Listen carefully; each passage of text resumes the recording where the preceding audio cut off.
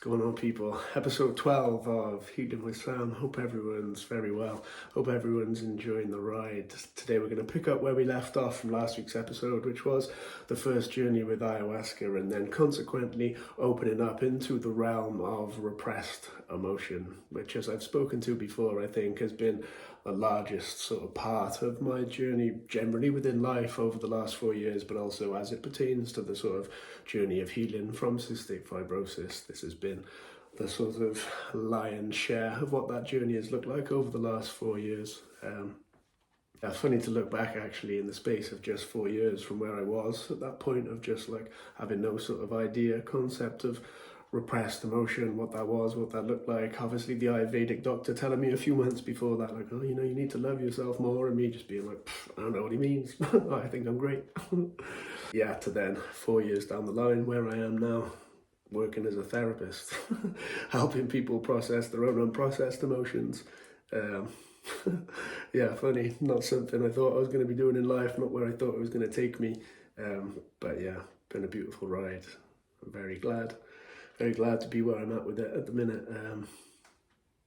Yeah, I mean, emotions, repressed emotions, like in my mind, you can put repressed emotion at the root of nearly any problem you can think of in the world. Essentially, this is what's going on. At the root of any problem you can think of in the world is just repressed emotion.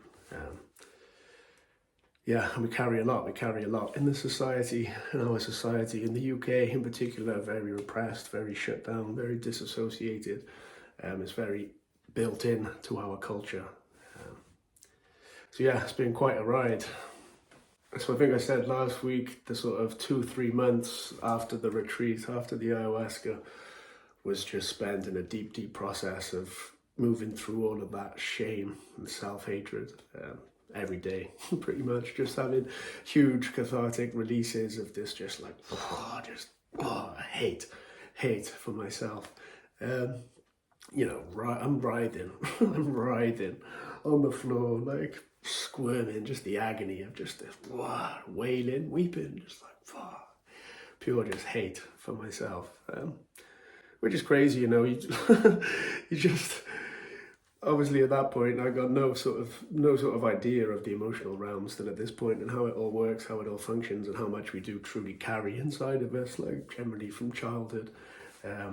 So I'm having these experiences, and it's just a bit like, what is going on? And obviously, like, when you first start going into those big experiences, it's a lot for your system to sort of handle. So like, I remember I'd be having these huge cathartic releases, and I'd just be so wiped out. I would always need to like go and walk in nature for like an hour after to just re-energize, because I would just be, you know, it's hard work. Like, it was a lot of hard work, to be fair. If I look back at those, like particularly the first 2 years after that point with the ayahuasca, of like, I was pretty much in a constant process of things I buried up until that point, you know.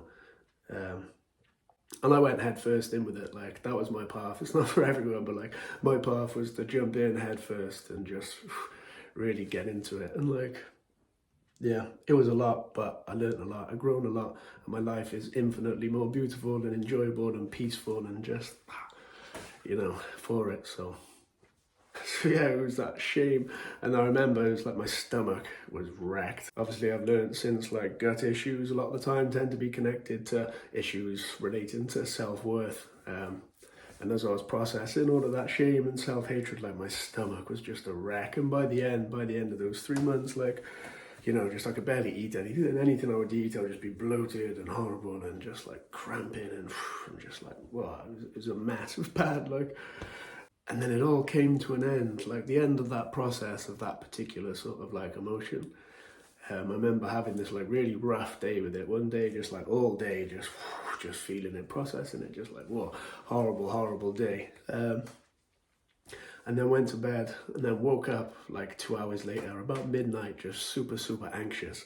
And I was just like, but I kind of knew there was more feelings to feel, and that's why. So I was just like, I was fuming. I was like, I've literally been fucking processing this shit all day, and now you're gonna make me wake up in the middle of the night to process some more. I was like, you're having a laugh. But I was like, fine, laid there, like, closed my eyes, went into the process, like, feeling all of this. And then all of a sudden, as I'm doing this, I had this realization, and this was really interesting, I had this realization of, like, oh, like, this self-hatred doesn't actually originate from me. Like, this was built into me, passed into me at birth from my mother. Like, just come to me, just like, you know, it's not just like a thought. I'm not just there just trying to like consciously think about what's happening. Right? It's just like, you know, you have those experiences, just the realization of something, and you know when things are true. Like, your body knows when the truth has arrived. And I was just like, ah. And as I had that realization, my stomach, which for months had just been just like, I just went, just eased off and relaxed, and I was just there, just like the first time I'd known peace in like months. I was just like, and that was it. That was the end of that process, like that particular sort of like flavor of shame, self-hatred. That was the end of that sort of like, for that cycle anyway. Obviously everything's a spiral, but yeah. And then I remember sort of like just realizing all of a sudden as I was lying there, like, oh my God, the way I speak to myself. I feel like it became really clear to me, like the way I speak to myself and all this pressure I put on myself and all this just like, why should you be doing this? Well, you're not good enough, blah, blah, blah. Rooted in this underlying like shame that I was carrying. And I just seen it for the first time, just realized. I was like, oh my God. And I was just like, I'm so sorry. Like, I'm so sorry just to myself. Like, I can't believe I've just been speaking to you like that. Like, you know, I'm just like, I'm sorry. And from that moment, stomach was absolutely fine, processing no more shame. Like, obviously it's come back up in different like ways, different parts, like over the years, but like for that sort of bulk of it, that was it. And just the way I spoke to myself all of a sudden was just, you know, or like, it's funny to think back now because it's so long ago, I can hardly remember, but like I used to always be putting like a lot of pressure on myself. I should be doing more, like, oh, it should be this now, it should be here. You know, there's many different ways that repressed shame shows up, like in our psychological patterns. Obviously perfectionism being one of them, like needing to be the best, wanting to be the best, thinking that you're the best, thinking that you're the worst, judging people, obviously, like, you know, all these different things, all these different ways of thinking we have that is all built around just trying to avoid that pain of actually we feel like we're a piece of shit. Yeah. So yeah, that happened. And then I think the next sort of like, because for the first 2-3 years, it was just back to back to back, like a different emotion. Or like 2-3 months spent processing one emotion and then on to the next. And I think after that it was maybe the worthlessness, which was also quite full on. That one, like, that was heavy. And yeah, now how does all this, what do I want to say about loving yourself? Because this is an important part of the journey, like loving yourself. If you don't love yourself, you don't have worth. Like, if you don't have self-worth, if you don't believe that you deserve good things, you know, belief is a powerful thing, specifically when it is like our subconscious belief. This is what the world mirrors back to us, essentially. A lot of the time is our subconscious, unconscious beliefs that we're carrying. And so unless you're sort of like going into that, like working through all of the repressed emotions around that, like integrating all of that, processing that, shifting all of that, and like sort of transmuting that into a new sort of understanding, a new way of thinking about yourself, a new set of beliefs about yourself, you're not going to see much change. Yeah, it's an interesting topic, isn't it? Like self-love, loving yourself. This has obviously been quite a big thing in culture for the last few years, for that reason that we're all carrying so much shame and self-hatred, like, you know. But I think a lot of what is out there is kind of superficial, you know.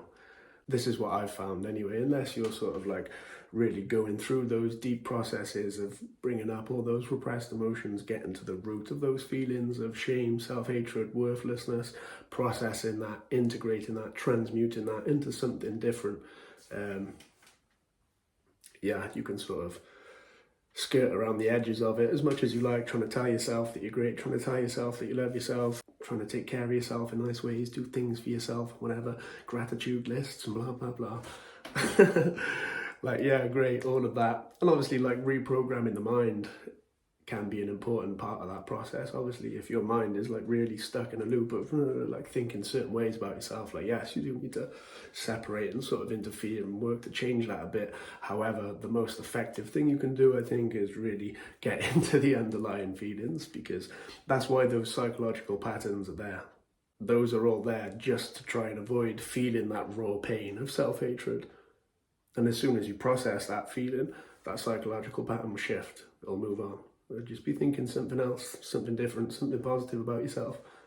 And it'll come up again. You know, that psychological pattern comes in again. You're thinking a certain way about yourself or other people or whatever it is. Cool. Recognize that. Tap into the underlying feeling. And then you return back to, yeah, you know. I really should plan what I want to say before I hit record, because there's something much more succinct and sort of I could say about all this, but I'm just getting lost in the whole story and I don't know what I want to say.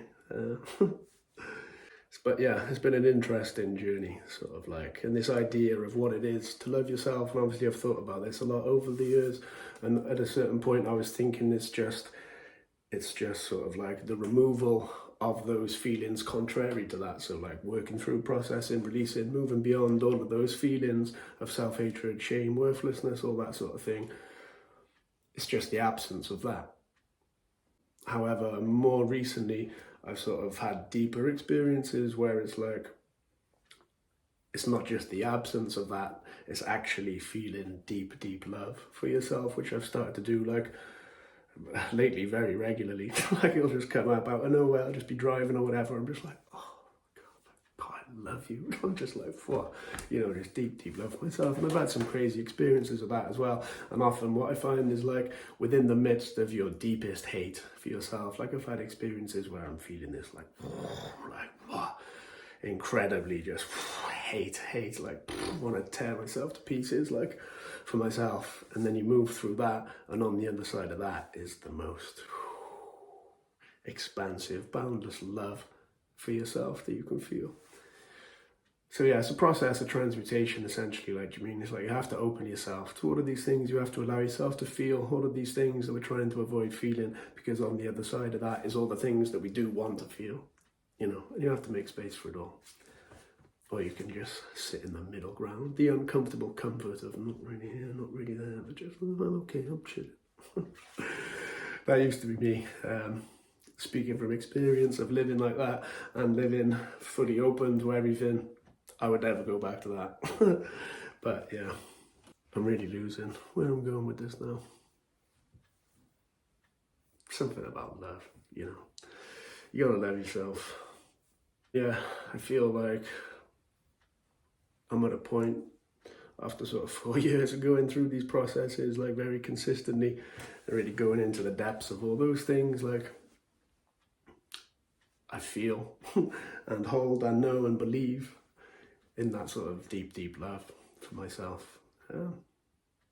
Yeah, and I don't doubt that that's very conducive to this journey of healing from the disease. As the Ayurvedic doctor told me, you need to love yourself more.